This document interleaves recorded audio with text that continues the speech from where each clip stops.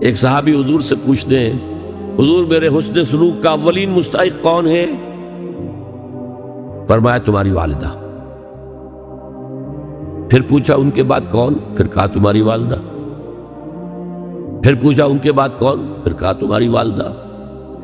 پھر پوچھا ان کے بعد کون؟ تو کہا تمہارے والد۔ 3 درجے۔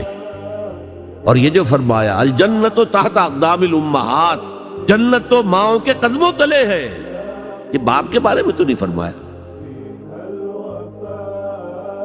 یہ ہے ایکویشن، بیلنس۔ اسلام قسط کی بات کرتا ہے، انصاف کی بات نہیں کرتا۔ انصاف تو یہ کہ آدھی روٹی ادھر دے دو آدھی ادھر دے دو، انصاف ہے، یہ اچھی چیز ہے۔ یہ قسط یہ ہے کہ بوجھ اٹھانا ہے تو جو زیادہ قوی ہے اس کو زیادہ بوجھ دو اٹھائے، اور جو کمزور ہے اسے کم بوجھ دو، یہ قسط ہے۔ اسلام نے عورتوں پر ذمہ داریاں کم رکھی، ان کے اختیارات کم رکھے، لیکن اولاد پر حق ماں کا 3 درجے فائق رکھا۔